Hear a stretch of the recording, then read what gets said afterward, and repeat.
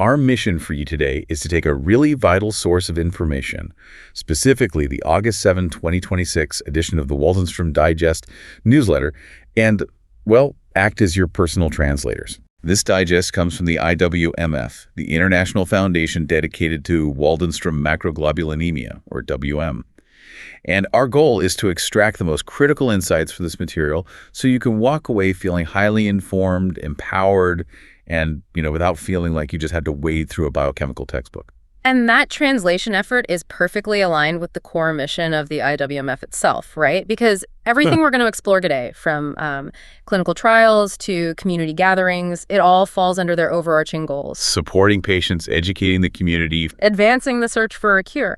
But the theme that really connects all of these updates, I think, is how the gap between that high-level medical world and the patient's daily reality is finally starting to close. I am so glad you brought up that gap, because there's an event highlighted right at the top of this digest that seems like, honestly, a massive leap in closing it. The Palm Springs event. Yes.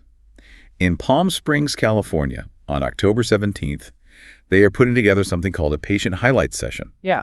And it's a free in-person event, but it's not just a standalone thing. No, the timing and the context are what make it so significant. Right. So the scientific community is holding the 13th International Workshop on Waldenstrom's macroglobulinemia. Right. Or the IWWM. Right, the big one. The big one. This is the complex event where all the leading global researchers lock themselves in conference rooms and present highly technical data to each other. Yeah. But then, immediately following that, they're holding this session specifically designed to translate those complex scientific updates into practical takeaways for the WM community. Which is amazing. Paul Kitchen, the IWMF board chair, actually gave a quote emphasizing what a unique opportunity this is. It's like getting the ultimate Cliff's Notes for a medical conference, right, from the experts. The digest highlights this massive, newly published initiative called the WM Voice Study. This was led by Amsterdam UMC, funded entirely by the IWMF, and partnered with global patient organizations. It's a huge undertaking. Yeah, they surveyed over 450 patients across 5 different countries. And the crazy thing is, they didn't ask them to submit blood counts or genetic markers. The entire goal was just to ask patients what matters most to them when choosing a treatment. Which, by the way, gathering a robust data set of over 1,450 respondents for a rare disease is a logistical feat in itself. Dr. Josephine Voss and Dr. Anne-Marie Becking recently hosted a webinar diving into this specific data, and the implications are just profound. It's like turning the traditional medical hierarchy completely upside down. Instead of the oncologist just pointing at a chart and handing you the route, the patient is drawing the map. Exactly. They are outlining the landmarks that actually matter to their daily life. So what does this all mean for the listener who is sitting in a doctor's office trying to make a treatment decision tomorrow? Well, if we connect this to the bigger picture, the WM Voice Study provides the hard, quantifiable data needed to enforce shared decision-making. Okay, meaning what exactly? Historically, standard care protocols were built almost exclusively around clinical efficacy. The primary question was simply, does the drug shrink the tumor burden? Right, just looking at the cellular level. Right, but clinical efficacy often comes at the cost of severe side effects.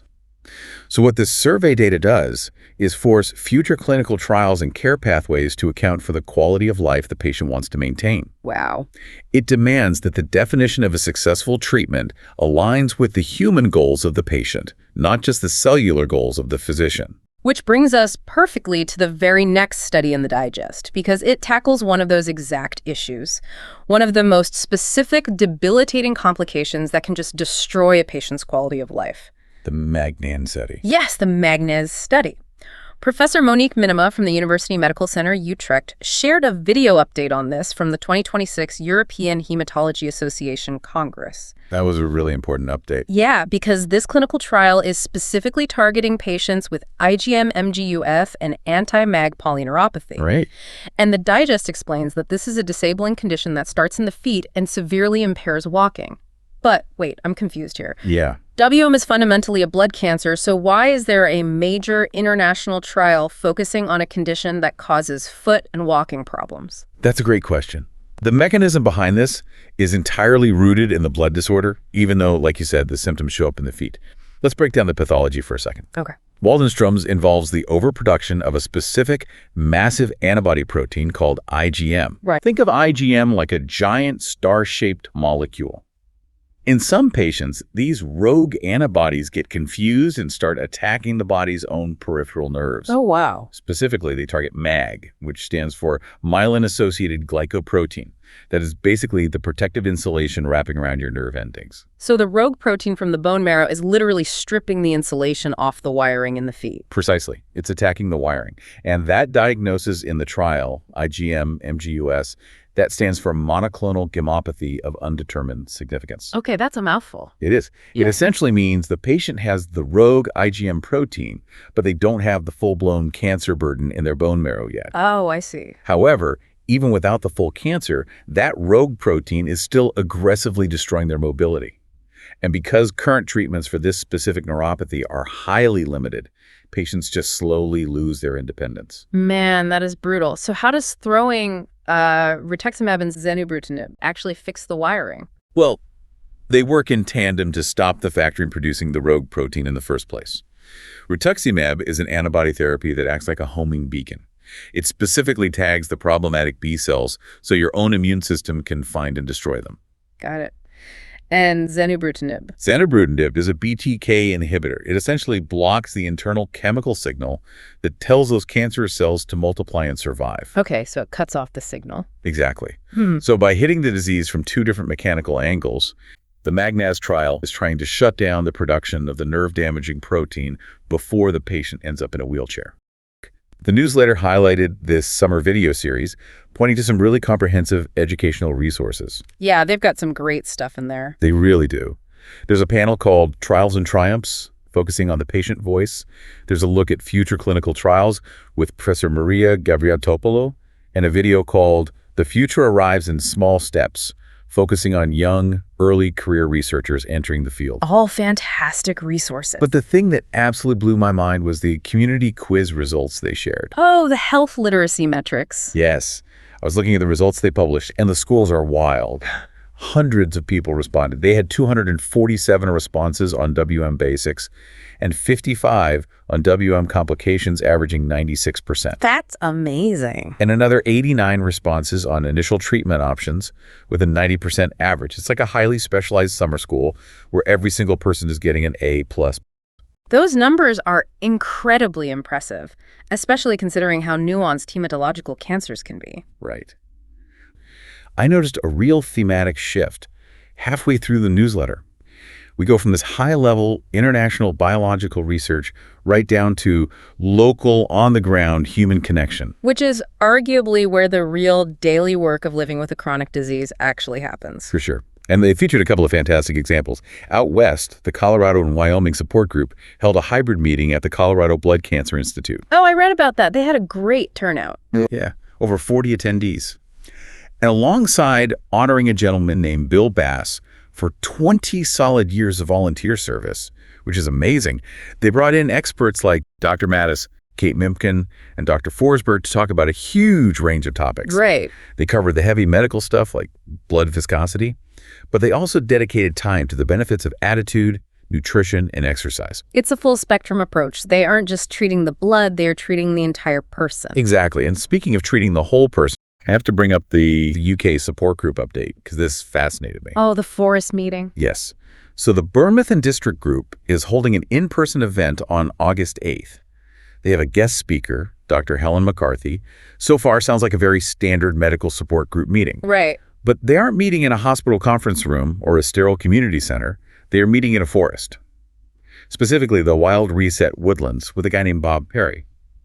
Why take a medical support group and physically move it into the woods? It's a brilliant logistical choice, honestly, and it speaks volumes about the psychology of healing. The digest also mentions financial support resources too, right? Like Health Well, Cancer Care, Blood Cancer United, and Total Assist in the U.S. Yes, because financial toxicity is a huge part of that holistic stress. You can't heal if you're panicking about how to pay for treatment. Absolutely. So you're shifting the body out of that stressed sympathetic nervous system state and letting it actually relax, which ties perfectly into something I found really fascinating in the Living Well section of the digest. Ah, the lymphatic mechanics. Yes.